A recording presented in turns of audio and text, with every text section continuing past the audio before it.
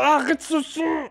Bah quoi, t'aimes pas? C'est sympa comme son. Non, arrête, il me donne un goût horrible dans la bouche! Quoi? Montre-moi le 5. Excuse-moi? Montre-moi le chiffre 5! Ok, ça va, regarde. Tiens. Ah, je me sens mieux, c'est bon. Quoi? Ça ne vous est jamais arrivé? Bah c'est normal. Ça signifie que vous faites partie des 96% de la population qui n'avaient pas le don de synesthésie. Donc, 4% des gens ont le don de synesthésie. Oui, effectivement, c'est effectivement 96 plus 4, ça fait 100. Générique.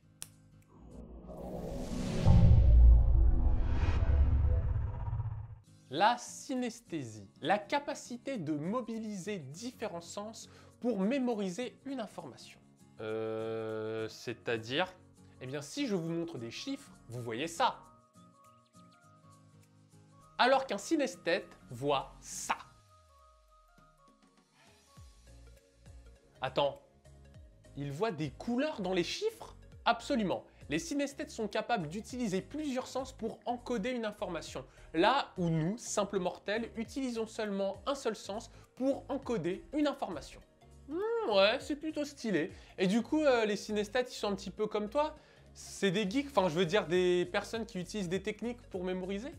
Absolument pas. La synesthésie a une origine neurologique, autrement dit, c'est quelque chose d'inné, alors que la mnémotechnie, c'est quelque chose que l'on acquiert.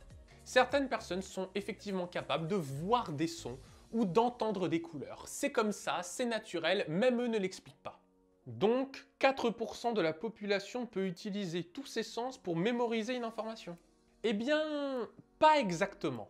La plupart des synesthètes, environ 65% d'entre eux, sont atteints d'une synesthésie appelée graphème couleur. Autrement dit, ils sont capables de voir des couleurs dans les lettres de l'alphabet, comme ceci.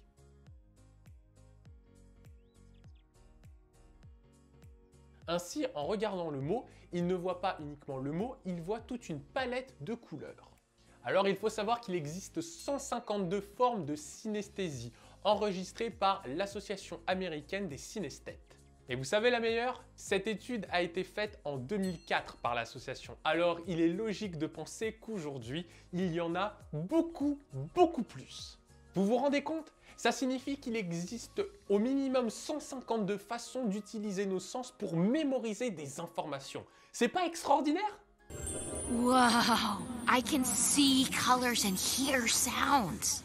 Ouais, c'est sympa, ouais, mais bon, au final, c'est quoi? C'est juste un sens qui est un petit peu plus développé. C'est bon, on va pas en faire tout un plat, y a rien de foufou.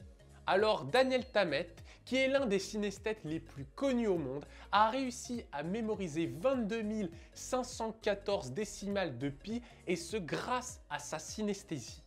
Ah ouais, effectivement, c'est pas mal. Mais attends, toi aussi, tu serais capable de faire ça? Oui, ouais, bien sûr. Enfin, moi, tranquille.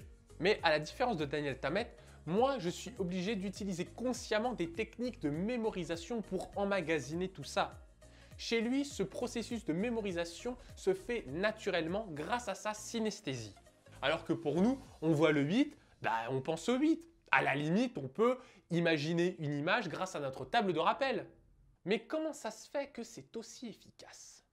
On pourrait se baser sur les travaux d'Alain Lieury pour expliquer l'efficacité et la puissance de la synesthésie dans le processus de mémorisation.